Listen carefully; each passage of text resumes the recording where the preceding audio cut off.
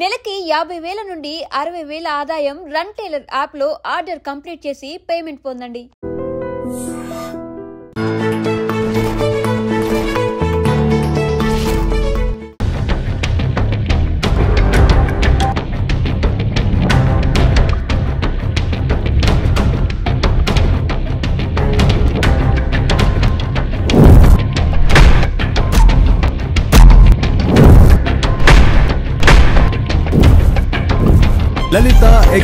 కుటుంబ విజయ పరంపరలో మనం వెళ్తున్నాము.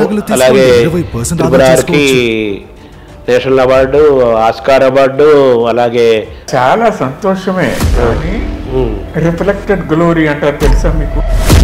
I don't want to bask in the reflected glory. Cinema రంగంలోనే I will make a mark. Keeravani గారికి సంగీతం సహజంగా వచ్చింది. 3 ఏళ్ల వయసులోనే అమ్మవారు మరకతమల్లి అమ్మవారి యొక్క దర్శనం జరిగింది అని చెప్పి అన్నారు కదా. అదే భూమి నుంచి ఆకాశానికి 3 తీగలు ఉన్నాయి. ఆ తీగల్ని ఒక దివ్యహస్తం అలా కాషాయం కట్టుకుంటూ పాదరక్షలు లేకుండా మద్రాసులో ఉన్న ప్రతి అమ్మవారి గుడికి రోజుకు ఒక అమ్మవారి గుడికి వెళ్ళేవాడు అనమాట. సరే, మీరు ముందు ఫస్ట్ మీరే మీతోనే మొదలైంది అది తీసుకొచ్చాను అనమాట. కానీ రాజమౌళి మేధావి, సహజంగానే చాలా తెలివైన వాడు మా బోస్ చెప్తుండేవాడు, ఆడికి ఇదే ఫస్ట్ జన్మ నరజన్మ. సరాసరి కైలాసం నుంచి వచ్చిన ఒక నంది. విజయేంద్ర ప్రసాద్ గారిలో మీరు గమనించిన ప్రతిభ, ప్రత్యేక లక్షణాలు ఏంటంటున్నారు? అన్నయ్య, ఈ రోజుల్లో ట్రెండ్ ఇది. కథలో హీరో చుట్టూ అల్లాలి. మీలో మరి ఇంత కథ కూడా ఉన్నారు, మీకెందుకు తర్వాత అవకాశాలు రాలేదు సినిమాలో? 16 సంవత్సరాలు అవుట్ ఆఫ్ స్పీడ్. ఏమైపోయావయ్యా బాబు, ఎక్కడ పోయావయ్యా నువ్వు? లేక ఆ దాతరగాడికి తండ్రులు కొడుకు తాత all because of my brother Bose. ఏమని చెప్పేవాడు? అన్నయ్య, ప్రతిరోజు రాత్రులు నీ తపఫలాన్ని నీ కింద నుంచి దొంగిలించి ఈ విజయేంద్ర ప్రసాద్కి, కీరవాణికి ఇస్తున్నాను నేను. మరి ఎందుకు అది ముందుకెళ్ళలేదు సార్ ఆ ప్రాజెక్ట్? అన్ని ఎన్నో ఆగిపోయినా అందులో ఇది ఎలా అయిపోయింది అన్నాను. అంటే నెమ్మకూరు అన్నాడు. హలో బ్రదర్ అంటే ఇలా వచ్చిన పక్కన కూర్చుని మొత్తం మీద చేసుకొచ్చింది. నేనే ఆశ్చర్యపోయాను, వాట్ ఈస్ దిస్? బోస్ గారికి రేపు జరగబోయేది ముందే తెలుస్తుంటుంది. ఆయనకు ఒక దివ్య లాగా ఉంటుంది. మరణాలు ఎక్కువ చెప్పేవాడు. ఎప్పుడో రాసుకున్న పాటనే రాజమౌళి ఆ సినిమాకి వాడుకున్నాడు. నల్ల నల్ల అని కళ్ళ పిల్ల నీ మొగుడయ్యే వాడెల్లా. మీ సొంత సినిమాలు రావాలి. సంగమంతో మొదలు. ఇప్పుడు మళ్ళీ కే విశ్వనాథ్ గారితో కూడా మీకు అనుబంధం ఉంది కదా. ఎదను జీవన జ్యోతి వెలిగించుకుంటున్న పదము సిరిసిరుము పదముగా మంటి. విశ్వనాథ్ సత్యనారాయణ గారితో మీకు ఒక అద్భుతమైన ఒక అనుబంధం ఉంది కదా. సాధారణంగా ఆయన వినిపించా, నువ్వు బాగా రాశాను అన్న చోట ఒక 4 పంక్తులు చదువు అన్నారు. అంత దూరంలో ఆయన శిష్యుడు, కొడుకులు వాళ్ళు కూర్చుని పావని ఎట్సెట్రా. ఒరే, అక్కడే ఏడుస్తున్నారు అఘోరి, ఇలా వచ్చి చావండి, దీన్ని తరించండి వెధవల్లారా. నేను ఎందుకన్నా అన్నట్టు ఏమి శ్రాద్ధం వినవలసి వస్తుందో వీడి నోట అని చెప్పి నాకొద్దు, అక్కడ పెట్టిపో అన్నాను నేను. అప్పుడే అన్నా, ఇప్పుడు మీరు విన్నది శ్రాద్ధమే కదా అన్నా. అయితే మీరు రాసిన పాటల్లో మీకు బాగా ఇష్టమైన పాటలు ఏంటి సార్ సినిమా పాటల్లో? అగ్నిస్కలన పాట చాలా ఇష్టం. నల్లా నల్లాని కళ్ళపిల్ల చాలా ఇష్టం. తర్వాత మీరు త్రిపురారి సినిమాలో రాముడు రాఘవం రాశారు కదా, దానికి కీరవాణి గారు న్యాయం చేయలేదు, రాజమౌళి గారు న్యాయం చేయలేదు అని సరదాగా అనుకుంటారు కదా, అది ఏంటి సార్ అర్థం లేదు? అది అన్నోటిస్గా వెళ్ళిపోయింది అని నాకు అనిపి.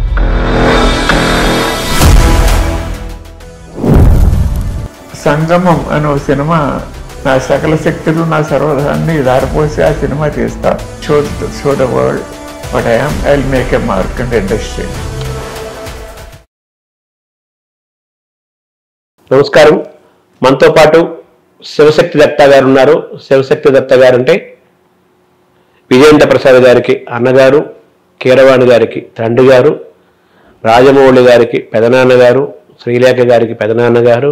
ఇవి కాకుండా స్వయంగా ఆయన రచయిత, గేయ రచయిత, సంగీతవేత్త, చిత్రకారుడు, కథకుడు, తెలుగు సంస్కృత రెండు భాషల్లోనూ సమానమైన పాండిత్యం కలిగి అద్భుతమైన సాహిత్యాన్ని సృష్టించిన వారు. నిన్ననే ఫిబ్రవరికి మొన్న ఆస్కార్ అవార్డు, నిన్ననే అవార్డు నేషనల్ అవార్డులో పంట పండింది. అలాగే బాహుబలి అద్భుతాన్ని సృష్టించింది.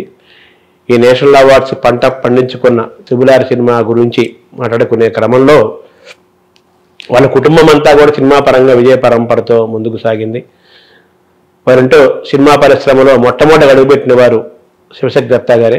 శివశక్తి దత్తా గారితో ప్రారంభమైన సినిమా ప్రస్థానం కాలభైరవ వరకు సాగి ఆ కుటుంబానికి గొప్ప గౌరవాన్ని, ఆ కుటుంబం ద్వారా తెలుగు సినిమాకు గొప్ప ఖ్యాతిని, అలాగే భారతీయమైన సినిమాకు కూడా, భారతదేశ సినిమాకు కూడా గొప్ప ఖ్యాతిని ప్రపంచవ్యాప్తంగా ఇచ్చింది. అటువంటి శివశక్తి దత్తా గారితో మాట్లాడి వారి గురించి, వారి కుటుంబ నేపథ్యం గురించి, వారి సినిమా ప్రయాణం గురించి, వాళ్ళ కుమారుల గురించి, వాళ్ళ అన్నదమ్ముల గురించి తెలుసుకునే ప్రయత్నం చేద్దాం. నమస్కారం సార్. అదే మీ కుటుంబ విజయ పరంపరలో మనం వెళ్తున్నాము. అలాగే త్రిపురకి నేషనల్ అవార్డు, ఆస్కార్ అవార్డు, అలాగే కీరవాణి గారికి పద్మశ్రీ, ఇవన్నీ తెచ్చిపెట్టాయి. బాహుబలి ఇంక చెప్పక్కర్లేదు దాని ఇది. సో మీ విజయ పరంపర కీరవాణి గారు, రాజమౌళి గారు అందరూ కూడా విజయ పరంపరలో వెళ్తున్నారు. రాజమౌళి గారి సినిమాలో ఒక్క క్షణం నటించిన చాలా పెద్ద పెద్ద నటులు కూడా అనుకుంటారు, చాలామంది నటులు అనుకుంటారు. అటువంటి రాజమౌళి గారికి మొట్టమొదటిసారిగా నటించే అవకాశం కూడా మీరే ఇచ్చారు. సో ఇంత నేపథ్యాన్ని మీరు చూసినప్పుడు మీకేమనిపిస్తోంది ఈ వాతావరణం ఒకసారి సమీక్ష చేసుకుంటే? తర్వాత బోసు గారు ఏమన్నా ఇవన్నీ గమనించారా? చాలా సంతోషమే, కానీ రిఫ్లెక్టెడ్ గ్లోరీ అంటారు తెలుసా మీకు? అదే I don't want to bask in the reflected glory. ఇంకొకళ్ళ విజయాన్ని చూసి ఆహా వాళ్ళు ఎంత విజయం సాధించారు అని సంతోషపడే లక్షణం నాకు లేదు. కొంతవరకు ఉంటుంది, అదే అయిపోయింది, నేను సాధించవలసింది ఏమీ లేదు, నా తర్వాత వాళ్ళు, నా పిల్లలు, వాళ్ళందరూ ఇంతంత విద్యా సోపానాలు అధిరోహించారు అని చెప్పి సంతోషించి తృప్తి పడిపోయే లక్షణం నాకు లేదు లేదు లేదు లేదు బికాజ్ నేను సకల కళాపూర్ణుడు. నేను రాణించాలి, నేను రాణించవలసినంత నేను రాణించలేదు బికాజ్ విధి విలాసం అలా ఉంది. But I have to make a mark in the industry. I will exceed all these people. I will make a mark. For that I am living now. అలా జీవిస్తాను, ఆ మార్క్ చేస్తాను, నేను తప్పకుండా సాధిస్తా. ఈ సినిమా రంగంలోనే I will make a mark. మీరు ఒక కొత్త ఉత్సాహాన్ని, మామూలుగా పుత్రోత్సాహము, పౌత్రోత్సాహము, తర్వాత భ్రాతృోత్సాహము, 3 ఉత్సాహాలు మీరు పొందారు. అలాగే కలుపుకొని మీ ఉత్సాహంతో మీరు కూడా నేను సినిమా తీయాలి, దాన్ని సక్సెస్ చేయాలి, నేనేంటో నిరూపించుకోవాలని ఒక స్పిరిట్ మీలో పుష్కలంగా కనిపిస్తోంది కదా? Because I'm capable of that. అవును, ఎందుకో ఒక విధి నాతో ఆడుకుంటుంది. నాకు రావాల్సిన కీర్తి నా తర్వాత వాళ్ళకి అలా పంచి పెడుతుంది. అది ఇదంతా కూడా మా బోస్ చేసిందే. మా తమ్ముడు వాడు చేసిన యజ్ఞవరాహ అతని పేరు, దేవతలు పెట్టిన పేరు, వాడు చేసిందే ఇదంతా కూడా. కాదు ఎందుకు జరిగింది. బట్ స్టిల్ అదే విధంగా నాకు ఆయుర్దాయం కూడా అలా పెంచుతూనే ఉన్నాడు. తను వెళ్ళిపోయాడు స్వర్గానికి, తన ఆయువు నాకు ఇచ్చి నన్ను పెంచుతున్నాడు. అలాగా I will make a mark in the industry. I will prove what I am. Rajamouli గారితో మొట్టమొదటిగా నటింపజేసింది మీరే అన్నారు. పిల్లల గోవి సినిమా గురించి చెప్తారు ఒకసారి మనం తలుచుకుందాం సార్. అది పిల్లల గోవి సినిమా గురించి చెప్పారు ఇందాక మీరు. శ్రీలేఖకి అందులోనే ఉంది, మీ కుటుంబ సభ్యులంతా అందులోనే చేశారన్నారు మీరు. చాలా అది ఇష్టపడేవాడు కాదు, చాలా బతిమాలి చేయించుకునేవాడు. రాజమౌళి ఇష్టపడేవాడు కాదు, చాలా బ్రతిమాలితే వచ్చేవాడు. పిల్లల గురించి సినిమాలో మీ కుటుంబ సభ్యులు ఆల్మోస్ట్ అందరూ ఉన్నారు. ఎస్, నేను కూడా ఉన్నా. అదే కానీ ఆ పిల్లల గురించి ఆగిపోయింది. మళ్ళీ ఇప్పుడు క్లైమాక్స్ తీయలేక ఆగిపోయింది. అదే ఇప్పుడు మీరు ఆర్థికంగా ఇబ్బంది లేదు కాబట్టి ఇంచుమించు ఒక 10 years బ్యాక్ వరకు కూడా మెడ్రాస్లో ప్రసాద్ ల్యాబ్లో ఉందండి, నెగిటివ్ ఉండేది. ఓకే. ఎప్పుడైతే once I decided I will take it out and complete it, ఎలా ఉంటే అలా చేసి అది రిలీజ్ చేయాలి అని అనుకునేసరికి ఫాగ్ అయిపోయిందని చెప్పారు వాళ్ళు, నెగిటివ్. ఫిల్ములో కూడా ఇప్పుడు కాదు కదా ఇవన్నీ అవును. ఆ బాక్సులు అన్నీ కూడా అంటుకొని చెప్పారు. సో పిల్లల గురువులు ఇప్పుడు మీరు ఆర్థికంగా సంపన్నంగానే ఉన్నారు కాబట్టి పిల్లల గురువులు మళ్ళీ మోగిస్తారా అని అడుగుతున్నాను.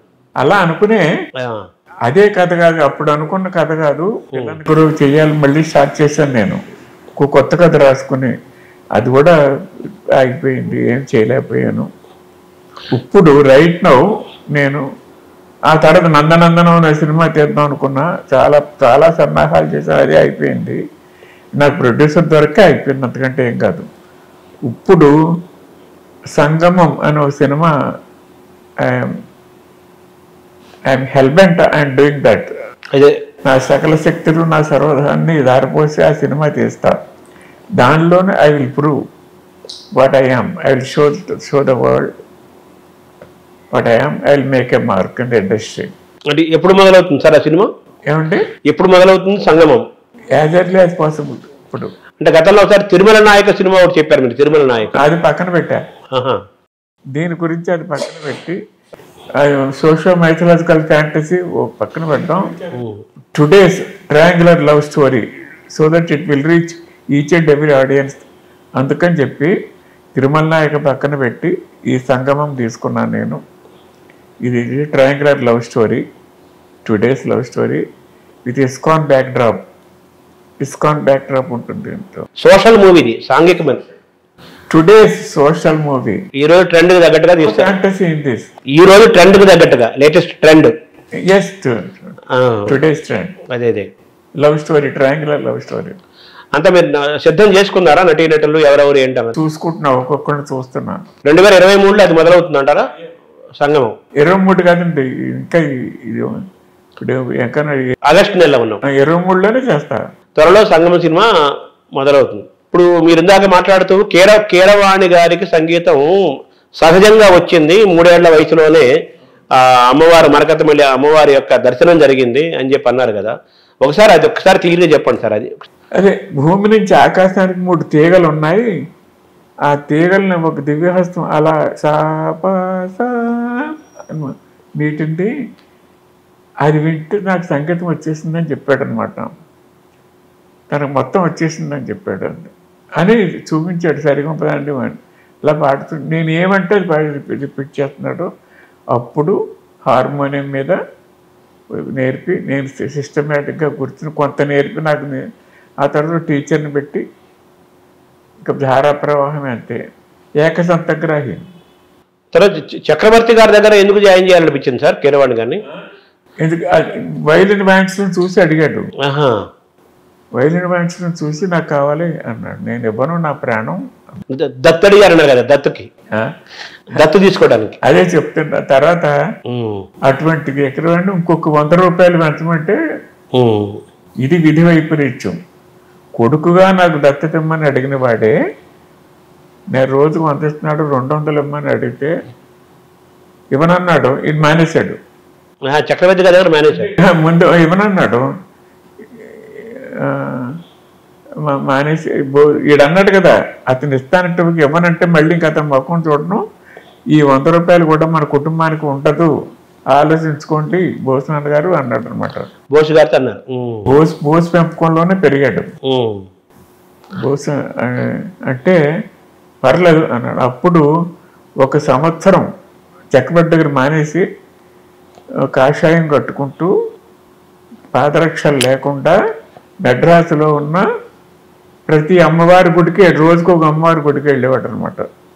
ఎంత దూరం, ఎన్ని కిలోమీటర్ల దూరం నాకు కాళ్ళ నడకని వెళ్ళి అక్కడ ఆవిడకి దండం పెట్టుకుని వచ్చి ఆవిడ భోజనం చేసేవాడు. అలా సంవత్సరం చేశాడు. సంవత్సరం చేశాక ఈ లోపున సుందరరామూర్తి గారు, వేటూరు సుందరరామూర్తి గారు చాలా అభిమానించారు వీడిని. చక్రవర్తి దగ్గర కూర్చుని కంపోజింగ్ కూర్చున్నప్పుడు వీడిలో ఉన్న తెలివితేటలు గుర్తించి ఆయన పాటలకు కూడా సహాయం చేసేవాడు అన్నమాట. సాహిత్యపరంగా కూడా నా కొడుకు కాబట్టి. అదే పల్లవి కంపోజింగ్ అప్పుడు ఏదో డమ్మీ పల్లవి అంటుండేవాడు, అదే నిజమైపోయేది అనమాట. బాబు ఓ చరణం కూడా రాసి పాడేవా అని చెప్పి ఒక 1000 రూపాయలు ఇస్తుండు, పాటకు 1000 రూపాయలు ఇస్తుండు. ఆయనకి 10,000 ఇచ్చేవారు. ఆ రోజులు ఆయనకు 10,000, ఓ 1000 ఏడికి ఇచ్చేసేవాడు. ఆ 1000 తీసుకొచ్చి మా బోస్ చేతిలో పెట్టేవాడు. కుటుంబం అతను అలా నడిపారు. సో కీరవాణి గారి ఎదురుగల్లో వేటూరి సుందరరామూర్తి గారి పాత్ర కూడా ఉంది. ఆయన ప్రోత్సాహండి. ఇలా కొన్నాళ్ళు అయిపోయిన తర్వాత ఆయనకి రుణం తీర్చుకోవాలి, కీరవాణి రుణం ఇలా సరిపోదని చెప్పి ఆయన ఉన్నారు కదా రామోజీరావు గారి దగ్గర తీసుకెళ్ళి పరిచయం చేసి, చాలా మేధావంతుడంటే గొప్ప సంగీతకారుడు, మీకు కావాలంటే వైలిన్ వాయించి చూపిస్తాడు అంటే, ఆయన మీరు చెప్తున్నారుగా మళ్ళీ నేను టెస్ట్ చేయాలా, అక్కర్లేదు అన్నారు అని ఆయన కొన్ని అవకాశాలు ఇచ్చారు. ఆయన కీరవాణి గారి ప్రారంభంలో ఆయన బాగా ఎంకరేజ్ చేసి ప్రోత్సహించిన వాళ్ళు వేటూరి సుందరరామూర్తి గారు ఉన్నారు ప్రధానంగా. నెంబర్ వన్ ఆయనే కదా, ఆయనే. అదే చాలా అభిమానం. చక్రవర్తి గారి దగ్గర 2 రోజులు ఉన్నారు సార్? 1 సంవత్సరం ఉన్నాడు. అంతేనా? తర్వాత చక్రవర్తి గారి దగ్గర తీసుకెళ్ళి రాఘవేంద్రరావు గారు తీసుకెళ్లారా? ఎలాగా? నేను తీసుకెళ్ళా. నాకు చక్రవర్తి చేరినప్పుడు అసలు మ్యూజిక్ డైరెక్టర్ కానప్పటి నుంచి పరిచయం మెడ్రాస్లో. మామూలు చెవుకాడ అప్పారావు అనేవారు అవుతున్నా. అదే చెవుకు ఒక కార్డు ఉండేది. అవును. తర్వాత అతను చక్రవర్తిని పెట్టుకున్నాడు. చెవికాడ అప్పారావు. చెవికి కార్డు ఉంది కాబట్టి యాక్చువల్ కొమ్మునేని అప్పారావు. యాక్చువల్గా కొమ్మునేని ప్లేబ్యాక్ డబ్బింగ్ చెప్తుండేవాడు. అవునవును. డబ్బింగ్ అప్పారావు, చెవికాడ అప్పారావు 2 పేర్లు. ఆ తర్వాత చక్రవర్తిని పెట్టుకున్నాడు. తర్వాత మీరు కూడా సంగీతం, మీరు హార్మోనియం వాయిస్తారు, తర్వాత చాలా ఇన్స్ట్రుమెంట్స్ వాయిస్తారు, పాడతారు, కంపోజ్ చేస్తారు కదా. మీకు సంగీతం ఎలా వచ్చింది? సినిమాలు చూసి ఆ పాటలు అలా ఇమిటేట్ చేస్తూ పాడుతూ ఉండేవాడిని. ఎక్కువ కన్నాంబ, కాంచనమాల, ఆ రోజులు గాయని మండలు, భానుమతి. ఆ తర్వాత మెల్లిమెల్లిగా భానుమతిని ఆరాధించేశాను. ఆవిడ నేను సేమ్ ఆవిడలాగే ఆవిడ కంఠస్వరంతోనే పాడేవాడిని అనమాట. అందరూ ఆశ్చర్యపోయేవారు ఇమిటేట్ చేస్తుంటాను. తర్వాత మీ విజయేంద్ర ప్రసాద్ గారు కథకులుగా బాగా సక్సెస్ అయ్యారు, రాజమౌళి గారు దర్శకులుగా బాగా సక్సెస్ అయ్యారు. నా వెనకాల వచ్చారు. అదే కీరవాణి గారు సంగీత దర్శకులు సక్సెస్ అయ్యారు. సరే, మీరు ముందు ఫస్ట్ మీతోనే మొదలైంది అది తీసుకొచ్చాను అనమాట. కానీ రాజమౌళి మేధావి, సహజంగానే చాలా తెలివైన వాడు మా బోస్ చెప్తుండేవాడు, ఆడికి ఇదే ఫస్ట్ జన్మ నరజన్మ. సరాసరి కైలాసం నుంచి వచ్చిన ఒక నంది. కైలాసంలో ఎన్నో వృషభాలు ఉంటాయి, అందులో ఒక నంది సరాసరి వచ్చి రాజమేంద్రుని గర్భంలో ప్రవేశించడం నేను చూసా అన్నాడు అనమాట.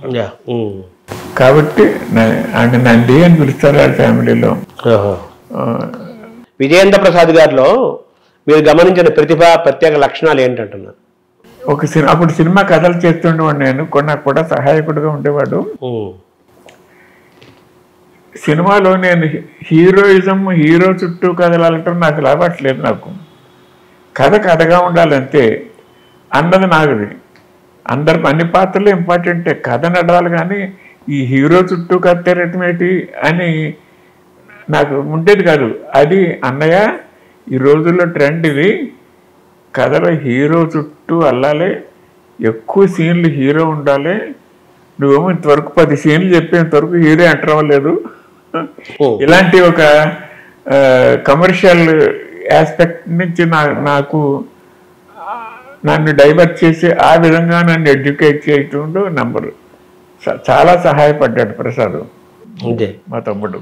అంటే ఈ జానకిరాముడు సినిమా తోటి ఒక గుర్తింపు వచ్చింది కదా. జానకిరాముడు ఆ సినిమాలో మీ పాత్ర నేను స్టోరీ రైటర్నే, కథ మీది కదా.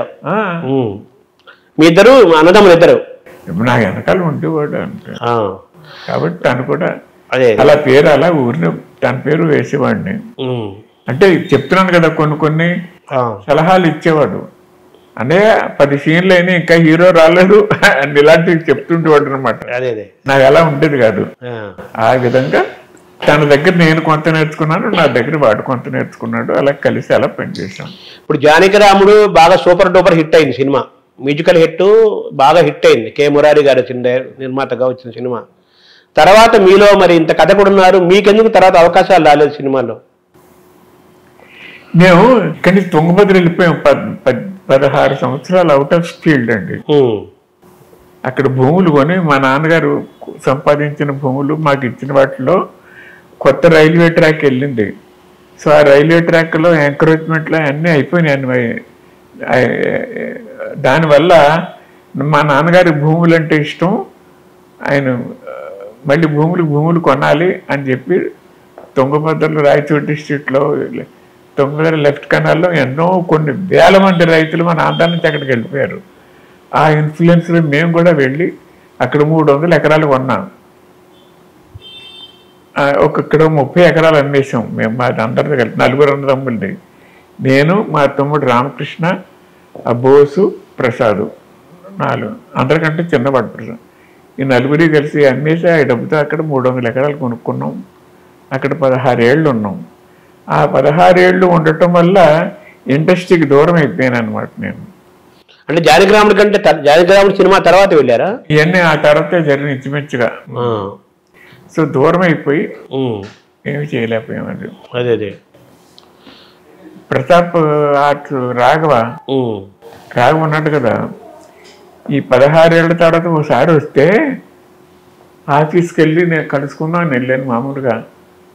ఇలా చూసి,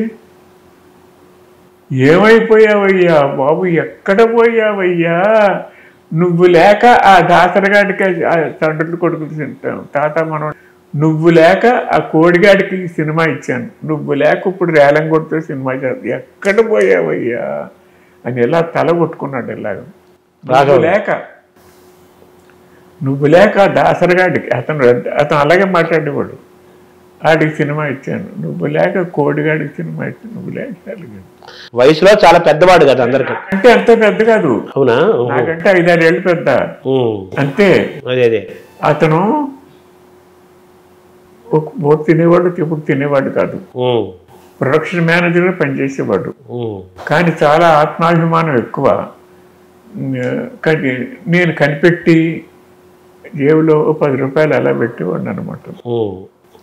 వద్దు గురు అంటుండేవాడు ఇలాగనే అన్నాను. ఆ అభిమానం చాలా. ప్లస్ కలిసి సినిమాలకు వెళ్తుండేవాళ్ళం కదా, ఇంగ్లీష్ సినిమా ఏంటి, హిందీ సినిమా ఏంటి, తెలుగు సినిమా ఏంటి, మూడింట్లో కూడా రాబోయే సీన్ చెప్పేవాడిని, రాబోయే డైలాగ్ కూడా చెప్పేవాడిని అనమాట.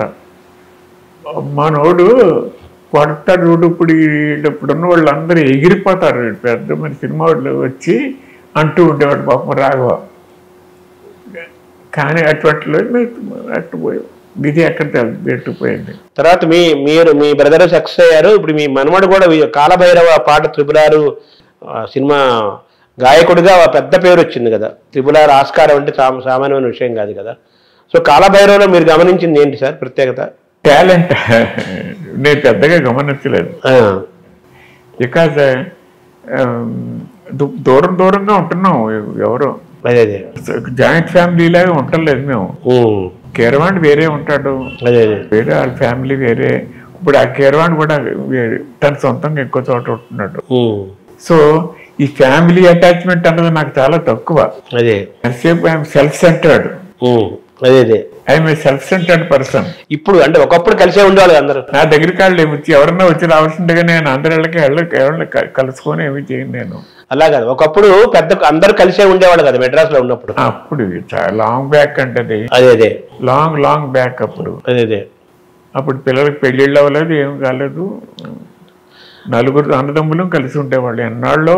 ఎన్ని ఏళ్ళలో ఉన్నాం అలా. తర్వాత మీరు సక్సెస్ అవ్వలేదని మీరు అంటున్నారు, కానీ మీరు రాసిన చాలా పాటలు బాహుబలి 1, బాహుబలి 2 మీ పాటలే. సినిమా తీసి జాక్ పాట కొట్టారు. అదే త్రిపులారు సూపర్ హిట్.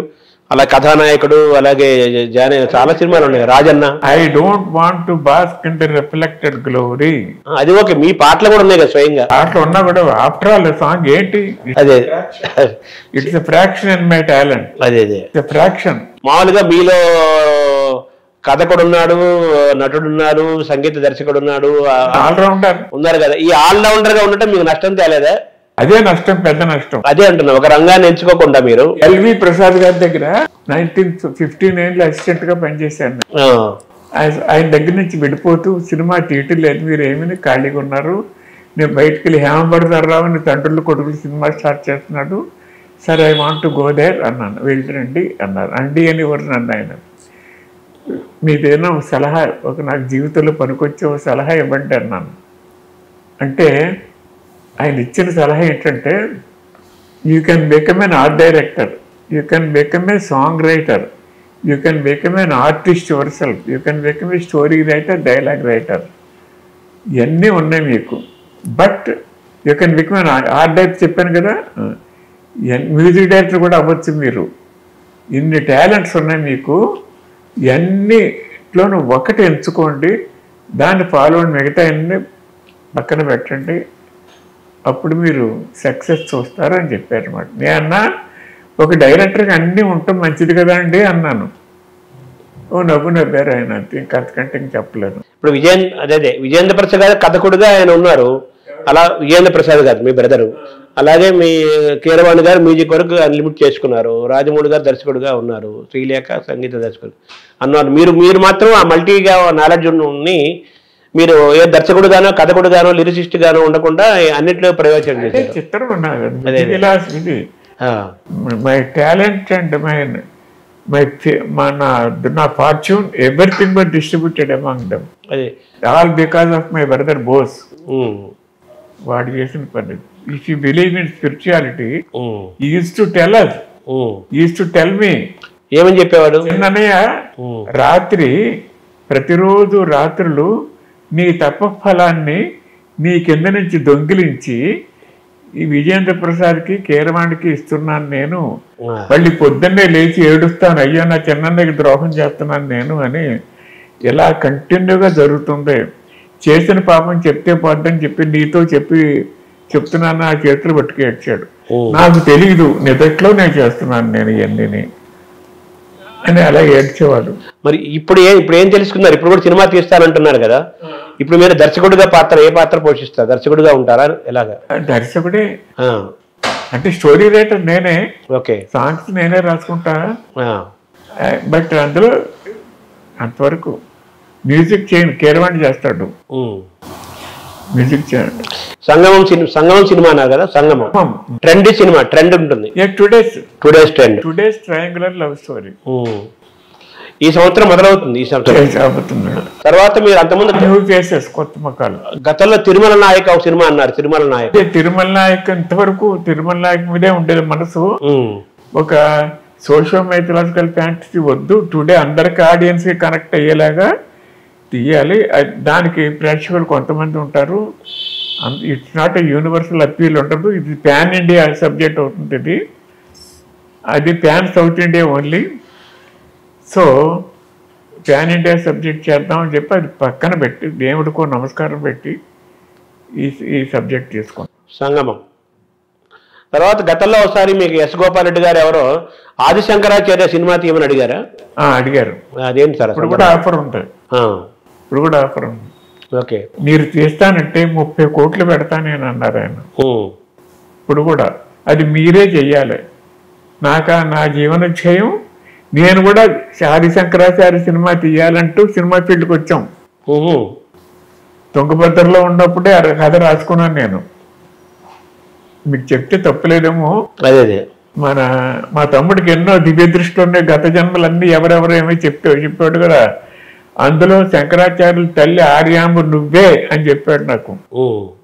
నన్ను ఆయన వెళ్ళిపోయిన ప్రథమ భిక్ష అడిగి వెళ్ళిపోయినప్పుడు నువ్వు ఎంత ఏడ్చావు కొడుకా అని.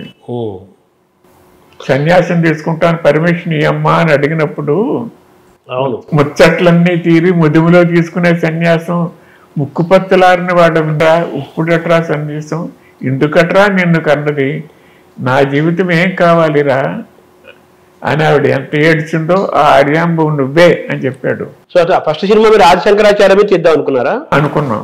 పరిశ్రమలకు వెళ్ళిన కొత్తల్లో ఆ కీరవాణితోనే బాలశంకరాచార్య చేద్దాం అనుకున్నాను నేను. చాలా పాటలన్నీ అన్ని రాసుకుని అన్ని మొత్తం ఫుల్గా కైలాసం ఆరోహణం వరకు అవన్నీ కీరవాణి మ్యూజిక్ చేశాడు, కీరవాణి పాడేవాడు.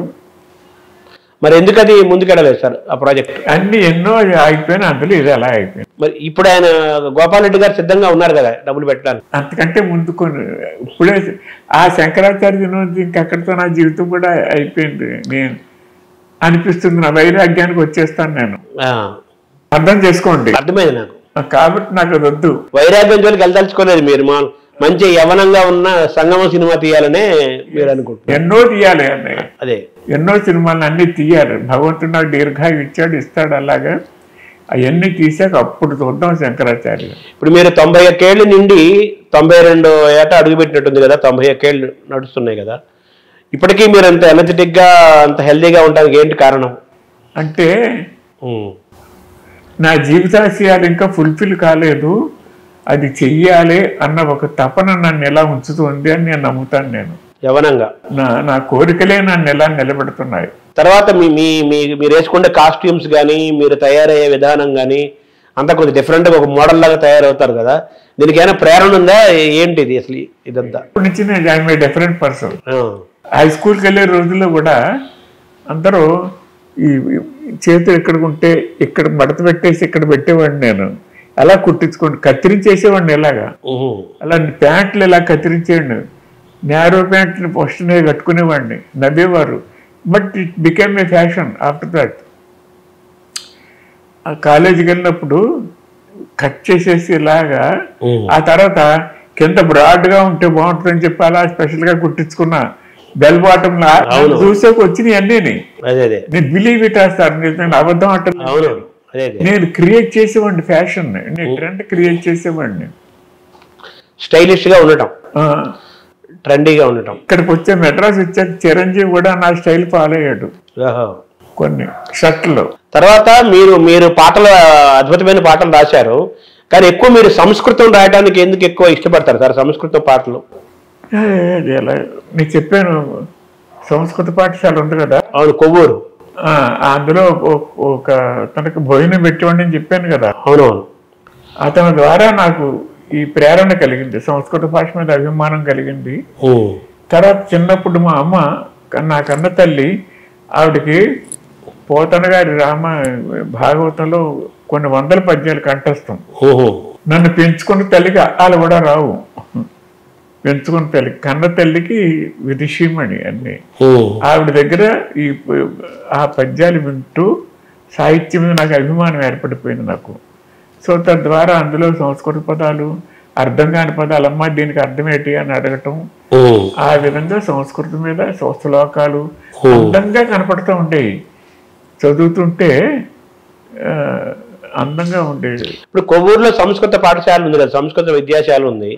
మీరేమో మీలో ఉన్న ఈ చిత్రకారుడు ఉన్నాడు కదా, పెయింటింగ్ సిస్టమేటిక్గా నేర్చుకుందామని జేజే స్కూల్కి బాంబే వెళ్ళారు. అటువంటిది మీకు సంస్కృతం ఇష్టం అంటున్నారు కదా, అక్కడ కొవ్వూరు ఎందుకు మీరు చేరలేదు సంస్కృత కాలేజ్? అది అటు వెళ్ళలేదు.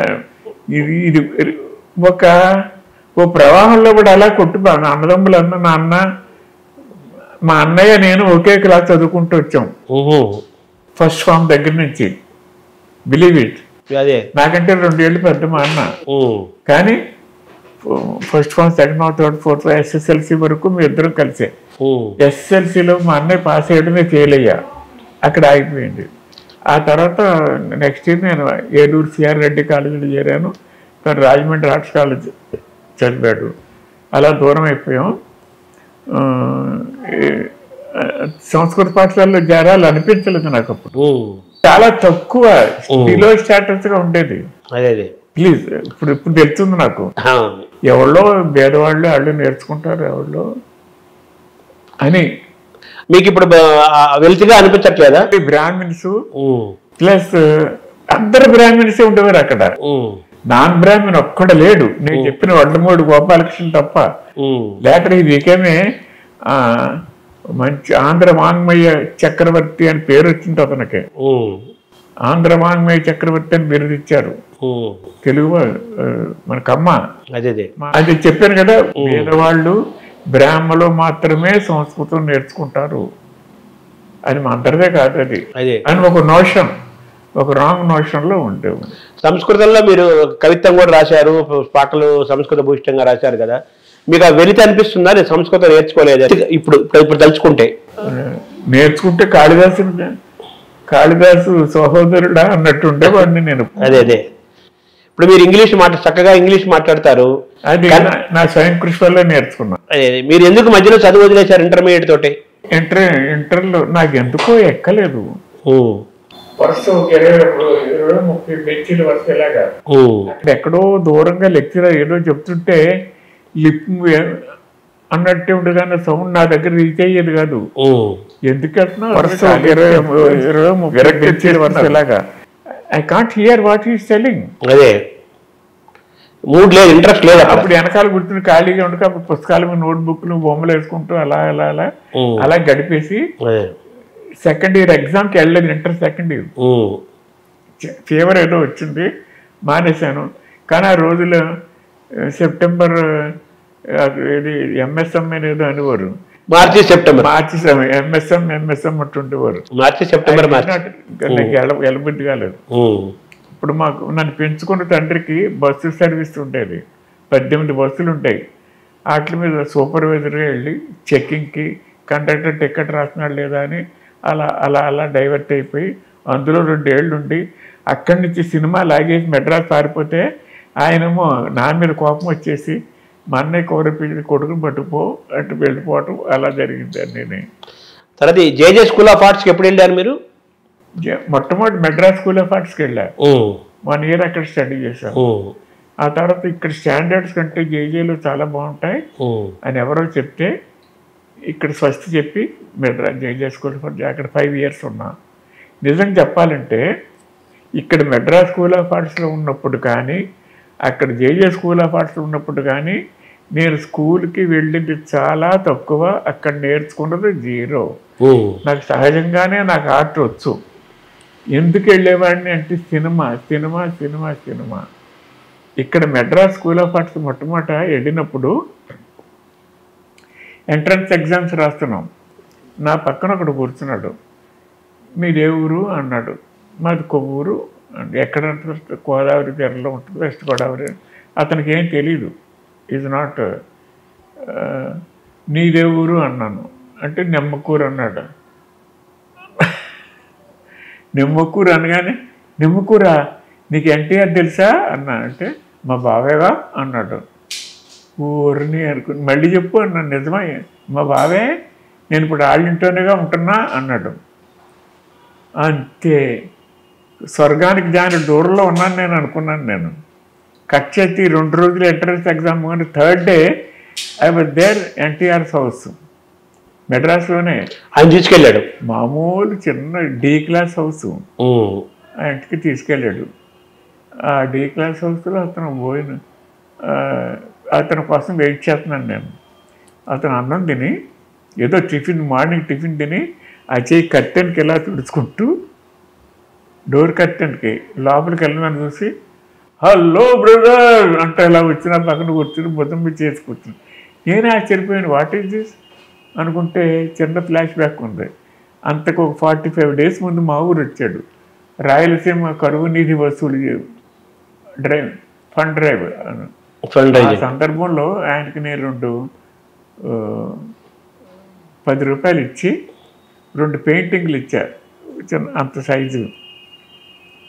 ఆయన జోలు పట్టుకుని వస్తే 2-3 నాటకాలు వేసేవారు వాళ్ళు. దారిన పోయి దానయ్య ఇంకేదో గాడి ఉండేదో 3 ప్లేలెట్స్ 2 అవ్వగానే అందరూ వచ్చి ఆడిటోరియంలో జోలు బట్టి తీసుకునేవారు. అప్పుడు జీవలక్ష్మి గుమ్మడి గారు ఇంకెవళ్ళో అట్లూరు పుండరీకాక్షి వీళ్ళందరూ అలా తిరుగుతారు. అబ్బా ఒక్కొక్కళ్ళు ఒక్కో వరుసలోకి వస్తున్నారు. ఎన్టీఆర్ నా వరుసలోకి రావాలి. 2 పెయింటింగ్స్ వేసి పట్టుకెళ్ళాను నేను. ఏంటి వస్తారు బాగుండు, దేవుడా దేవుడా దేవుడా ఎన్టీఆర్ ఇక్కడికి రావాలి, ఎన్టీఆర్లా రావాలనుకుంటూ కళ్ళు మూసుకుంటూ నా పక్కన బోసు నా బోసు మై డియర్ బోస్ ఎప్పుడు నాకు అనుయాయి. ఎప్పుడు నేను బాంబే వెళ్తే బాంబే వచ్చాడు, మెడ్రాస్ వెళ్తే మెడ్రాస్ వచ్చాడు, నాకు కూడా ఉండేవాడు. తను ఏమి నేర్చుకోకపోయినా నాకు కూడా నీడలా ఉండేవాడు. వచ్చాడు ఇలా అన్నాడు, ఎన్టీఆర్ అక్కడ ఉన్నాడు, జోలు పెట్టాడు, 10 రూపాయలు వేసి ఆ తర్వాత ఈ 2 కార్డులు ఆయనకి ఎలా చూపించి ఇలా చూశాడు. ఆయన పై జోలు వేసాను. కలెక్షన్ అంత అయిపోయాక ఆయన పైకి వెళ్ళి ఆ డబ్బు ఎంత వచ్చిందో చదివి ఇక్కడ ఒక చిత్రకారుడు లోకల్ ఒక ఆయన నాకు 2 బొమ్మలు ప్రజెంట్ చేశారు, రాయలసీమ కరువునిధికి. దీన్ని ఆక్షన్ వేలం వేస్తున్నా అని అలా పెట్టి 10 రూపాయలు అని స్టార్ట్ చేశాడు. 10, 11, 12, 13, 14, 15, 20, 30 అలా 100 రూపాయలు ఒక ఆయన కొన్నాడు. రెండోది ఇంకో 100 రూపాయలు ఇంకొక అతను. దొమ్మేరు ఒకడు, చాగళ్ళు ఒకడు. దొమ్మేరు ఇవి సత్యనారాయణ అంటే, చాగళ్ళు ఇవి ఇంకొక ఈతుంది. ఆయన వినాయకుడి చాగళ్ళు. ఆ ఊళ్ళోనూ కొనుక్కుంటాను. స్టేజ్ మీద పిలిచాను, బ్రదర్ మీ డొనేషన్ 10 రూపాయలు కాదు 210 అని నా భుజం మీద ఇలా చేసి నన్ను అందరికీ ఇలా చేయలాగితే ఇలా ఆడించాడు. అదొక అనుభూతి. ఇది గుర్తుపెట్టుకుని హలో బ్రదర్ అంటే వచ్చి నా పక్కన కూర్చున్నట్టు అనమాట ఆయన. ఎన్టీ రామారావు వాళ్ళ ఇంటికి వెళ్ళినప్పుడు ఇది ఆయనతో. ఆ తర్వాత చాలా క్లోజ్ నాకు. ప్రతి షూటింగ్కి వెళ్ళిపోయాడు. ఎప్పుడు కాలితే అప్పుడు షూటింగ్, ఎప్పుడు కాలితే అప్పుడు. ఆయన నటిస్తూ వచ్చి ఎలా ఉంది బ్రదర్, ఎలా ఉంది అటువంటి వారు అనమాట. ఇందులో మానిటర్లో చూసుకున్నాను. ఇంకోష ఇది కొంచెం బాగాలేదు అనిపించిందంటే ఓకే వీళ్ళు మళ్ళీ చేద్దాం అని అంత క్లోజ్గా ఉండేవారు. తర్వాత అటువంటి ఎన్టీ రామారావుతో మీకు చిన్నప్పుడే ఒక అనుబంధం ఏర్పడింది. వాళ్ళ ఇంటికి వెళ్ళటం, ఆయన మిమ్మల్ని తీసుకెళ్లి సినిమాలు చూపించడం ఏం జరిగేవి. అటువంటి ఎన్టీఆర్ పేరు మీద ఒక బయోపిక్ తీశారు, బాలకృష్ణ కథానాయకుడు అనే పేరుతోటి. దాన్ని మీరు టైటిల్ సాంగ్ రాశారు కదా, అద్భుతమైన టైటిల్ సాంగ్. సో మీకు ఏమనిపించింది సార్ ఆ సమయంలో, ఆ పాత జ్ఞాపకాలు? అంతే, అంత అందంగా రాయగలిగాను. అదే నిజంగా ఆయన మీద, ఆయనతో ఉన్న పరిచయం, ఆయన మీద నాకున్న అభిమానం, ఆ స్నేహం అది కలిసి ఘనకీర్తి సాంద్ర నిర్జిత ఖిలాంధ్ర జనత సురేంద్ర మణిదీపక నేను అంత అందంగా రాశాను. చాలా అందంగా రాశాను కదా. అవును, చాలా గొప్ప పాట. ఎందుకంటే అది మనం వింటున్నా కానీ, అంటే కీరవాణి గారు మీరు బాగా రాశారు, కీరవాణి గారు కూడా బాగా అద్భుతంగా కంపోజ్ చేశారు. మన ఆ టైటిల్స్ అప్పుడు వస్తుంటుంది, విన్నప్పుడే మనకు ఒక రకమైన ఒక హృదయం మన ఉప్పొంగుతుంటుంది. అప్పుడు గుమ్మడి గారు కూడా చాలా పరిచయం, జీవలక్ష్మి చాలా పరిచయం, ఇంకెవరు చాలా మంది చాలా క్లోజ్గా ఉండేవారు. మీ కుటుంబంలో సినిమాల్లోకి వెళ్ళాలి, సినిమా అనేది మీతోనే కదా మొదలైంది. మీ తర్వాత అందరు వరుసగా వచ్చారు, అందరూ మిమ్మల్ని దాటుకొని పైకి లేచారు, అది వేరే విషయం. మంచిదే అనుకోండి, అది మీ కుటుంబమే కదా. చిన్నప్పుడు ఈ అభిమానం నాకు. మాలపిల్ల అని సినిమా చూశాను, 3 ఏడు. సినిమా పిచ్చి మాలపిల్ల. అవునవును. ఆ స్క్రీన్కి అలా చూస్తూ ఉండిపోయి ఉండంతే. 3 సార్లు చూసే వెళ్ళి 3 కాళ్ళు టికెట్. అప్పుడు నేల ఇసుకలో కూర్చుని ఉండేవాళ్ళం. సర్వెంట్ మేడ్ తీసుకెళ్ళేది. నాకు టికెట్ లేదు, దానికి టికెట్. నన్ను పక్కన కూర్చోబెట్టుకుని అలా చూస్తుండే. Stick my eyes were stuck to the screen. అది అలా ఆ కదలిక ఎలా కదులుతుంది ఏంటి అప్పుడు ఏర్పడిపోయింది నాకు బ్రెయిన్లో. Deeply inculcated in to my brain మాలపిల్లలో సీన్స్. సినిమా పిచ్చి మీకు మాలపల్లి ఆ సినిమాతో మొదలైంది. మాలపిల్ల సినిమా, మాలపల్లి సినిమాతో మీకు సినిమా పిచ్చి మొదలైంది. కాంచనమాల. అక్కడి నుంచి మెడ్రాస్ వెళ్ళిపోయారు. అంటే అప్పుడు సినిమాలు తీయాలి, అవన్నీ ఉండవు. సినిమాలు చూడాలి అన్న పిచ్చి అప్పుడు. తర్వాత మా దురదృష్టవశాత్తు నా చిన్నప్పుడు ఉన్న ఒకే ఒక థియేటర్ మూసిపారేశారు, ఏదో లావాదేవీల్లో పడి. సినిమా చూడాలంటే గోదావరి దాటి రాజమండ్రి వెళ్ళి చూడాలి. రాజమండ్రిలో 6 టాకీస్లు ఉండేవి. అప్పుడు బ్రిడ్జి లేదు కదా? బ్రిడ్జి ఉంది, నాకు పుట్టక్కతోనే ఉంటుంది. బ్రిడ్జి మీద వెళ్ళి, ట్రైన్ మీద వెళ్ళేవాళ్ళం. లాంచ్ స్టీమర్ సర్వీస్ ఉండేది. బ్రిడ్జి అంటే నేను అంటుంది ఇప్పుడున్న ఈ రోడ్డు వంతెన లేదు కదా అంటున్నప్పుడు. అది ఎప్పుడు ఈ మధ్యన అదే అంటున్నారు. ఎప్పుడైనా అది వెళ్ళి ఆ బ్రిడ్జి మీద నడిచి వచ్చేసేవాళ్ళం భయంగా. అదే సినిమాలు చూసే పిచ్చి నుంచి మాలపిల్లతో మొదలయ్యి సినిమాల్లో యాక్ట్ చేయాలి, సినిమాలు తీయాలి, సినిమాల్లో నటించాలి, సినిమాలో రాయాలి అని ఈ పిచ్చి ఎప్పుడు ఏ సినిమా ద్వారా కలిగింది మీకు? అది క్రమంగా అలా కొంచెం పెరుగుతోంది. అది మెడ్రాస్ స్కూల్ ఆఫ్ ఆర్ట్స్కి వెళ్ళినప్పుడు కూడా నేను సినిమాల్లోకి వెళ్ళాలని వెళ్ళాను. మా నాన్నగారికి నా కన్న తండ్రికి ఆర్ట్ అంటే ఎంత ఇష్టమో సినిమాలు అంటే అంత అసహ్యం. బికాజ్ వ్యసనాలకు పుట్టలు, అక్కడికి వెళ్తే పిల్లలు పాడైపోతారని చెప్పి సినిమాకు దూరంగా పెట్టేవారు అనమాట. ఏదన్నా భక్త రామదాసు అలాంటి సినిమాలు వస్తే మాత్రం చూపించేవారు మామూలు. ఆ విధంగా ఆర్ట్ నేర్చుకుంటానన్న వంకతో నేను సినిమాకి వెళ్ళిపోయాను నేను. అదే అలా వెళ్ళారు. కానీ ఇప్పుడు మీరు అలా మీ ఇంట్లో మొట్టమొదటిగా వెళ్ళి మీ వెనకాల అందరూ 1 by 1 అందరి మీతో సినిమాల్లో రకరకాల రంగాల్లోకి ఎంటర్ అయ్యింది. ఇప్పుడు మీరు సమీక్షించుకుంటే ఏమనిపిస్తుంది? సినిమా మీకు మంచిగా చేసింది కదా, సినిమా పరిశ్రమ మీకు మంచి చేసింది కదా మీ కుటుంబానికి. నా అదృష్టాన్ని అందరికీ అలా అలా అదే అది వెళ్ళిపోయింది అని నాకు ఒక నమ్మకం బాగా ఉంది నాకు. అది కూడా మా తమ్ముడు బోస్ చేసిన పని. అదే చెప్పాను కదా. అవునవును. పంచిపెట్టేస్తుంటాడు ఇలా రాత్రులు నిద్రలో తీసేలాగా అదో వస్తువుగా తీసేసి పొద్దున బాధపడి ఏడిచేవాడు. అదే మీరు బోసు గారికి రేపేం జరుగుతుందో ముందే ఆయనకు తెలుస్తుంటుంది. ఒక బోసు గారికి రేపు జరగబోయేది ముందే తెలుస్తుంటుంది. ఆయనకు ఒక దివ్య దృష్టి లాగా ఉంటుంది. మరణాలు ఎక్కువ చెప్పేవాడు. తర్వాత పేర్లు మీ ఇంట్లో వీళ్ళు పలానా తారీఖుని వెళ్ళిపోతారు అని చెప్పేవాడు. అదే అంటే మనం పాజిటివ్ అంశాలకు వస్తే మీ ఇంట్లో పేర్లన్నీ రాజమౌళి గారి పేరు, కీరవాణి గారి పేరు, తర్వాత మరకతమణి కీరవాణి గారి పేరు, ఇలాగా ఈ పేర్లన్నీ ఆయన పెట్టినవే కదా, బోసు గారు పెట్టినవే కదా. బోసు పెట్టిన పేర్లే. అయితే కీరవాణి అనేది మీరు పెట్టిన పేరు. కీరవాణి రాజేశ్వరరావు గారు ద్వారా చెప్పాను కదా. అదే మరి ఎందుకో ఈ తోటమాలి రాగం ఏంటి, కొడుకు పుట్టినా కూతురు పుట్టినా పేరు పెడతా అని పెట్టాను. అందులో బోసు ప్రమేయం లేదు. అదే బోస్ మరకతమణి చేర్చాడు. అమ్మవారా మరకతమణి అంటే? మొదటి మీనాక్షి అంటే ఆయన పేరు, ఆయన ప్రేరణతో పెట్టిన పేరు, మీదంతా కలిపి పెట్టిన పేరు, రెండు కలిపి మరకతమణి కీరవాణి, ఎంఎం కీరవాణి అనేది ఆ పేరు బలం చాలా కలిసి వచ్చింది. అలాగే రాజమౌళి అనే పేరు కూడా బోసు గారు పెట్టిందేనా? అదే ఆ రెండు తరగతి అనే పెట్టేవాడు పేర్లు. తర్వాత మీరు రాసిన పాటల్లో మీకు ఈ నల్లా నల్లా అని ఆ పాట ఎక్కువ ఇష్టమా మీకు? అదా సినిమా కోసం రాయలా, మేము తొంగబద్దులు ఉండేవాళ్ళం కదా, సరదాగా రాశాను అంతే. ఎప్పుడో రాసుకున్న పాటనే రాజమౌళి ఆ సినిమాకి వాడుకున్నాడు. అది బాగుంటుందని తీసుకున్నాడు అంతే. ఓహో, మీరు ఎప్పుడో రాసింది ఆయన తీసుకున్నాడు? ఎప్పుడో రాశాను, సినిమాకని రాయలేదు. రాస్తుండేవాడిని. పాటలు రాయటం అలవోకగా వచ్చే పాటలు నాకు అలవోకే. అసలు కష్టపడ్డాను నేను పాట రాయటానికి. ఒకసారి అనండి సార్ ఆ పాట, మీ గొంతులో విందాం.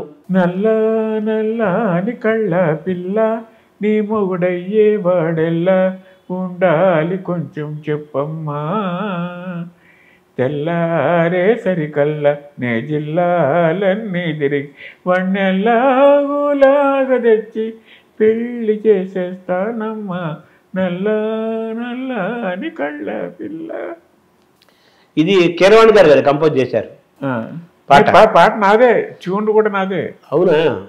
అదే కంటిన్యూ చేసుకున్నాడు అంతే. ట్యూన్ కూడా మీదే? ట్యూన్ నాదే. తర్వాత మీలో కథకుడు తర్వాత ఎందుకు ప్రయాణం ఎక్కువ చేయలేదు? కథకుడు మీలో గీత రచయితతో పాటు కథకుడు ఉన్నాడు కదా, జానకిరాముడు సినిమా మీరే కథ. నా కథకుడు అంటే ఎలాగయ్యానంటే నాకు అనిపిస్తుంది, సినిమా చూసిన తర్వాత ఇంటికి వచ్చాక చూడని వాళ్ళకి ఆ కథ చెప్తూ ఉండేవాడు అనమాట నేను. ఆ చెప్పటంలో నాకు స్టోరీ నేరేషన్ ఒకటి అలవాటు అయిపోయింది నాకు. ఇప్పుడు నేను రాసుకున్న కథలో ఎవరికన్నా చెప్తుంటే ఇక్కడే ఇలాగ 10 మందిని కూర్చొని చెప్పినప్పుడు కొన్ని 100 మంది నోట్లోనే విన్నా, సార్ మీరు కథ చెప్పలేదు, సినిమా చూపించారు అంటారు. సినిమా చూపిస్తా, నేరేషన్లోనే I will make them see the picture. అంత వివిడ్గా అలా కళ్ళకు కట్టినట్టు సినిమా చూపిస్తా చెప్పటంలోనే. అది నా కళ. అది ఇప్పటిదాకా మీరు కథల ద్వారానే సినిమా చూపించారు, కానీ మీ సినిమాలు ఇప్పుడు బయటికి రావాల్సిన అవసరం ఉంది అంతే కదా, మీ సొంత సినిమాలు రావాలి. వస్తాయి ఇప్పుడు ఇక నుంచి. అదే సంగమంతో మొదలు. ఇప్పుడు మళ్ళీ మీరు అడగకపోయినా నాకు మల్లీశ్వరి సినిమా అంటే నాకు చాలా చాలా ఇష్టం. 1951లో చూసా. ఆనాడు చూసినప్పుడు ఆ సినిమా మీద నాకు ఎంత అభిమానం ఉందో ఈనాడు అంతే ఉంది, కావాలంటే ఇంకా పెరిగింది కానీ తరగలేదు. అంత నిత్యనూతనంగా ఉంటుంది నాకు ఆ సినిమా నా మనసులో.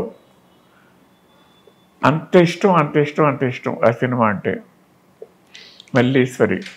ఎందుకు సార్ ఆ సినిమాలో మల్లీశ్వరి మీకు ఎందుకు అంత దగ్గర? చెప్పలేను, నాకు ఇష్టం అంతే. పాటలు అన్ని సమస్తం. ఇప్పుడు 1952 అనుకుంటా, 51లో వచ్చింది, 51లో వచ్చింది సినిమా ఇది. అప్పుడే మెడ్రాసులో కుర్రాళ్ళందరూ సౌత్ ఇండియా టూర్ వెళ్తున్నారు, ఒక 60 మంది 80 మంది. నేను అందులో స్టూడెంట్ని కాదు, బట్ ఇన్ఫ్లుయెన్స్ చేసి I wanted to join there, I join there. వాళ్ళతో పాటు నేను అన్నీ చూశాను. అప్పుడు బెజవాడలో మల్లీశ్వర్ సినిమా చూసాం. కట్ చేస్తే నెక్స్ట్ డే బళ్ళారి వెళ్ళి అక్కడిని హంపి వెళ్ళాం. హంపి శిథిలాలు చూడటం జరిగిందని. ఆ సినిమా ఇన్ఫ్లుయెన్స్ తోటి అది చూస్తుంటే మల్లీశ్వర్ ఎక్కడ తిరిగేదా, నాగరాజు ఈ రథం చెక్కాడు, ఏకశిల రథం ఉంటుంది కదా, ఇవన్నీ చెక్కాడు. ఇవన్నీ ఇక్కడ ప్రతి చోట ఆ ఎన్టీఆర్, భానుమతి అలా తిరుగుతున్నట్టు అలా నిలబడిపోతుండేవాడిని అనమాట. మా 80 మంది ముందుకు వెళ్ళిపోయేవారు, నేను వెనకాల ఇక్కడ ఉండేవాడిని. వాళ్ళు ఎవరో ఒకటి వెనక్కి వచ్చి లాక్కి బాధ్యరా అని చెప్పి లాక్కుపోతుండేవారు. అలాగ అనిపి చూసినప్పుడు అది మరోవరా అని అనుభూతి నాకు. అది అప్పటి నుంచి అలా పాతుకుపోయిందంటే నాకు మళ్ళీ ఇస్తారు. తర్వాత మామూలు మీ పేరు సుబ్బారావు అని, బాబురావు అని, సుబ్బారాయుడు అని, బాబ్జీ అని, కమలేష్ అని ఇన్ని రకరకాలుగా చివరికి శివశక్తి దత్తాగా స్థిరపడింది కదా, దీని నేపథ్యం ఏంటి సార్? నేనే శబ్ద సౌందర్యం, అంతే, శబ్ద సౌందర్యం. ఈ శివశక్తి దత్త మీ బోస్ గారు పెట్టారా? మీ అవును, అది బోస్ దేవతలు పెట్టి మొట్టమొదటి శివదత్త అని పెట్టాడు, తర్వాత శక్తి జాయిన్ చేశాడు. శివదత్త పేరు కొన్ని దశాబ్దం దాకా ఉంది, ఆ తర్వాత శక్తి యాడ్ అయింది. అది ఇప్పుడు ఆయన పెట్టిన పేర్లు కీరవాణి, మరకతమణి కీరవాణి, రాజమౌళి అన్ని. మా తాతగారు పెట్టిన పేరు నాకు మా నాన్నగారు పెట్టింది సుబ్బారావు అని. ఆయన పేరు సుబ్బారాయుడు గారు, మా తాతగారి పేరు. తర్వాత నాన్న పేరు పిలవకూడదు అని అది దోషం అనుకుని బాబు అంటే తండ్రి కదా, బాబురావు అని పిలిచేవారు. సో సుబ్బారావు పేరు ఎవరికి తెలియదు, నా బంధువర్గంలోని మిత్రవర్గంలో అందరికీ బాబురావు అనే పేరు. ఈ బాబురావుని నేను బాబ్జీ అని మార్చుకున్నా. మెడ్రాస్ స్కూల్ ఆఫ్ ఆర్ట్స్కి వచ్చినప్పుడు, మెడ్రాస్ నుంచి బాంబే వెళ్ళిపోయినప్పుడు కమలేష్గా మార్చేశా. ఆ కమలేష్తోనే నాకు పెళ్ళయింది. నా సుబ్బలాకి మీద పెళ్ళి, మ్యారేజ్ మీద కమలేష్ అనే ఉంటుంది. ఆ తర్వాత మళ్ళీ మా బోస్కి దేవతలు కనపడటం మొదలెట్టినప్పుడు శివదత్త అని మార్చాడు, తర్వాత శివశక్తి దత్త అయింది. సో ఆయన పెట్టిన పేర్లన్నీ సూపర్ హిట్ అయ్యాయి కదా, బోస్ గారు పెట్టిన పేర్లన్నీ సూపర్ హిట్ అయ్యాయి. సో మీరు కూడా మీ సినిమా మీరు కూడా సూపర్ డూపర్ హిట్ అవుతారు. తర్వాత కె విశ్వనాథ్ గారితో కూడా మీకు అనుబంధం ఉంది కదా సార్? అవును. అది ఏం చెప్పండి సార్, అది సినిమాలో ప్రారంభంలోనా? విశ్వనాథ్ గారిది చాలా అభిమానం. నేను మొట్టమొదట ఏంటి సిరివెన్నెల, జీవనజ్యోతి. అవును బాబు. నేను ఈ శంకరాభరణం సినిమా చూసి వచ్చాక హైదరాబాద్లో ఒక చుట్టాలింటి, ఒక ఫ్రెండ్ ఇంటికి వెళ్ళి అక్కడ చూసి ఆ సినిమా ఇంకా చూడలేదు, ఎల్లటి సోఫాలోనే పడుకున్నా. వాళ్ళ ఇంటికి వెళ్తే అక్కడే పడుకునేవాడిని. అలా పడుకున్నప్పుడు ఎంత పొడిగిలా పడుకున్నప్పుడు నేను ఇలా పడుకున్నాను. ఒక పాము, రాజుపాము, మిన్నాగు లాంటిది ఇలాగా నాకు పాదం మీద ఇలా పడగ ఇలాగెత్తి నేను ఇలా కొంచెం మెదలగానే అలా కాటు అయిపోయింది అనమాట. నన్ను కాటు అయిపోతే నేను ఇక్కడ పడుకున్నప్పుడు నా చెయ్యి అసలు పాదానికి అందుద్దా, అందదు కదా. నేను ఇలా నా చెయ్యి ఇలా చాపి ఆ పాము పడగ మీద ఇలా చెయ్యి ఇలా పెట్టి అన్నా, చిన్న అంటే బిహేవ్ యువర్ సెల్ఫ్ అన్నట్టు. అని దాని పడగ మీద ఇలా చేయి పెట్టి అలాగ అడిగితే అది అలా పడుకుంది. అప్పుడు మళ్ళీ నేను ఆ చేయి ఇలా చేసుకుని మళ్ళీ హాయిగా ఇలా పడుకున్నాను. ఇది అయ్యాక ఆఫ్టర్ 24 hours సినిమాకి వెళ్ళాను. 24 కాదు, 16 గంటలకు ఎప్పుడుకో ఈ శంకరాభరణం సినిమాకి వెళ్ళా. అప్పటికి అయిపోయినది. తర్వాత శంకరాభరణం నుంచి నాకు చేసినట్టు చెప్తున్నా. ఇంకో సందర్భం, ఇప్పుడు వెళ్ళినప్పుడు అప్పుడు ఆ సినిమాలు చూసి 7 చోట్ల నా హృదయం అయిపోయినట్టు అయిపోయింది అనమాట. నాకు కూడా అర్థమైంది. వాళ్ళ ఇంటే వాళ్ళ అబ్బాయి ఇచ్చి అంకుల్ అంకుల్ అంకుల్ అంకుల్ అంటే ఇలా భుజం మీద చేసి హగ్ చేసుకుని నా ప్రాణాలు నిలబెట్టాడు అతను. అప్పుడు ఇంటికొచ్చే ఎదను జీవన జ్యోతి వెలిగించుకుంటే నా పదము సిరిసిరిము పదముగామంటి ఈనాడు శంకరాభరణ సప్త ఫణగ్రమణి జీజితులు కన్నులు మిరుమిట్లు గొలుపగా దొరకునా ఇటువంటి తెరవేల్పు దొరసేవ దొరకునా అని రేయి తెలవార్చుచుంటి అని రాసుకున్నా. అర్థమైంది కదా? అర్థమైంది. మొత్తం సినిమా టైటిల్స్ అందులో పెట్టారు. అది తర్వాత కె విశ్వనాథ్ గారితో పరిచయం స్వర్ణకమలానికి స్టోరీ షూటింగ్కి వెళ్ళి అప్పుడు ఇలా రాసుకున్నానంటే అని చెప్పి ఆయన చదివి వినిపించా. స్వర్ణకమలంలో మీ పాత్ర ఎవరు సార్? నేను అదే కథలు ఎవరు? ఇంటర్వెల్ సీన్ నేను చెప్పాను. ఓహో, యాజ్ ఇట్ ఈజ్ పెట్టుకున్నారు ఆయన. అదే తెచ్చుకున్నారు ఆయన as it is with thanks పెట్టుకున్నారు. అదే అదే యాజ్ ఇట్ ఈజ్. తర్వాత మీకు సాహిత్య వాతావరణంలో విశ్వనాథ్ సత్యనారాయణ గారితో మీకు ఒక అద్భుతమైన ఒక అనుబంధం ఉంది కదా. చాలా మంది పాతకతర పండితులు తలుచుకుంటారు. ఆయన సినిమాలను అభిమానించాను. పర్సనల్ గా అంత అభిమానం లేదు. ఈ స్వర్ణకమలంలోనే చేరిక. నేను కె విశ్వనాథ్ గారు కాదు, విశ్వనాథ్ సత్యనారాయణ గారు. ఆయనతో మీకు ఒక గొప్ప జ్ఞాపకం ఉంది, అనుబంధం ఉంది. అది ఒకసారి చెప్పండి. గంగావతరణం. నేను గంగావతరణం ఆయనకి వినిపించా. వినిపించదామని వెళ్ళే మొట్టమొదట వెళ్తే నన్ను ఎలా చూసి ఆ పుస్తకం అక్కడ పెట్టి వెళ్ళు, నేను తర్వాత చూస్తా అన్నారు అనమాట. మా తమ్ముడు కాశీ అని ఉండేవాడు. అది కాదంటే 90 మైళ్ళు కొవ్వూరు నుంచి వచ్చాం, ట్యాక్సీలో వచ్చాం, ఇది మీకు వినిపించాలని అంటే సరే నువ్వు బాగా రాశానన్న చోట ఒక 4 పంక్తులు చదువు అన్నారు. అంటే బాగా రాసానన్న చోట ఎట్టినా నాకు ఐ వాజ్ హర్ట్. ఎట్లా అంటే మళ్ళీ ఓపెన్ చేశాను, అక్కడ 6 లైన్లు చదివా. చాలే నీ మెతుకు తెలిసిపోయింది, నీ గొడవ ఏంటో, ఇక నువ్వు చదవక్కర్లేదు అన్నట్టుంది ఎక్స్ప్రెషను, ఆయన ఎక్స్ప్రెషన్. కానీ మొదటి నుంచి చదువు అన్నారు ఆయన. అమ్మా అనుకున్నా. అని మొదటి నుంచి అలాగే నీవు ఉత్కంఠ భరించలేకపోతున్నాను ఆయన, ఆగి ఆగి చదువు, తట్టుకోలేకపోతున్నా ఉద్వేగం. అంత దూరంలో ఆయన శిష్యులు కొడుకులు వాళ్ళు కూర్చుని పావని ఎట్సెట్రా. ఒరే అక్కడే ఏడుస్తున్నారు అఘోరి, ఇలా వచ్చి చావండి, దీన్ని తరించండి వెధవల్లారా అని పిలిచి కూర్చుని చదవమని వింటుంటే, ఒరే ఇదిరా చెయ్య, ఇదిరా ధార, ఇదిరా కవిత్వం, ఏంటిది అసలు నాకు అర్థం కావట్లేదు. అసలు అంత అద్భుతం, పొంగి పొంగి పొంగి పొరలిపోయారంతే గంగావతరణంలో. లోపలికి వెళ్ళి మళ్ళీ వెండిపళ్ళెంలో పట్టు పంచెలు అవి తీసుకు, అక్షతలు, తాంబూలు, అరటిపళ్ళు అవి తీసుకొచ్చి ఇచ్చి వచ్చి అందరూ లేచి నుంచున్నాం. నేను మా బ్రదర్స్ అందరూ మా అక్క ట్యాక్సీలో వెళ్ళాం. అందరినీ నన్ను అక్కడే కూర్చోమన్నారు అనమాట. స్వామి మీరు నిలబడి ఉంటే నేను ఎలా కూర్చుంటానంటే అన్న కూర్చున్నా. అప్పుడు ఆయన కొడుకు, ఆయన శిష్యులు మంత్రపుష్పంతో నన్ను ఆశీర్వదించి ఏం చెప్పారంటే, రామాయణ కల్పతరు ఆవిష్కరించినప్పుడు ఇది ఈ గంగావతరణం అన్నది ఒక అపూర్వమైన ఎపిసోడ్. ఇది ఈ ఎపిసోడ్ని అనాదిగా వాల్మీకి దగ్గర నుంచి నేటి నా వరకు 12 మంది కవులు రాశారు.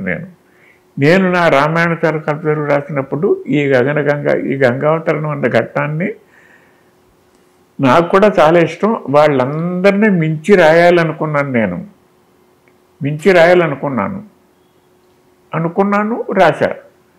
రాసిన తర్వాత మించి రాశానో లేదో చూసి చెప్పేవాడు కావాలి కదా. ఎవడున్నాడు?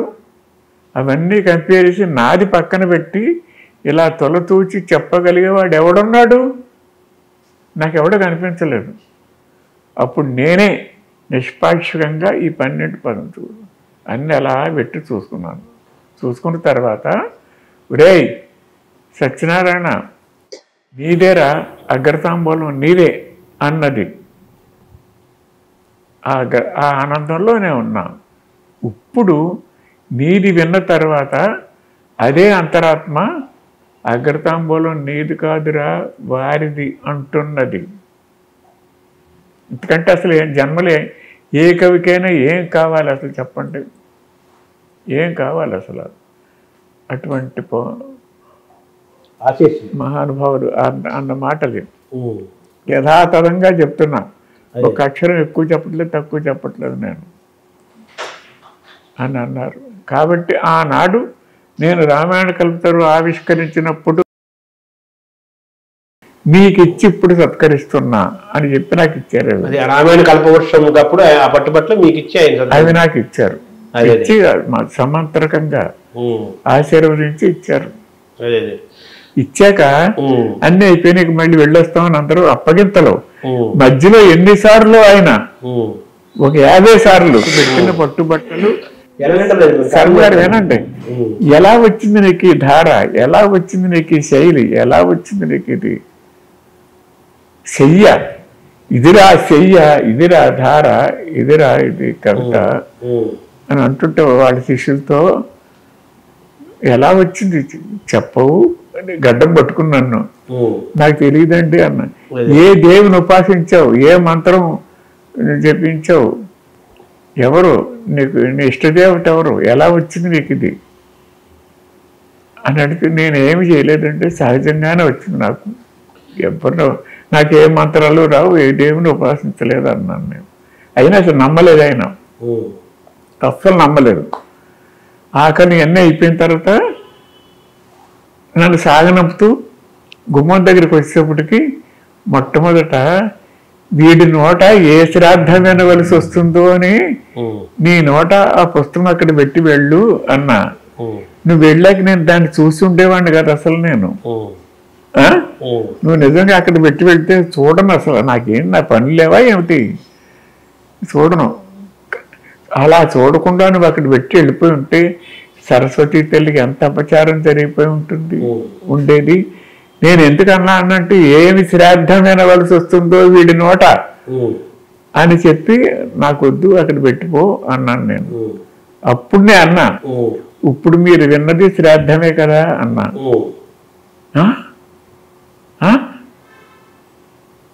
అన్నాడు మాట. అంటే ఇది గంగను శ్రాద్ధక్రియగా తీసుకొచ్చాడు. అవును, పితృదేవతలు అస్థికలు తడపటానికే కదా తీసుకొచ్చాడు, గంగనే శ్రాద్ధకరమే కదా అంటే అన్నా.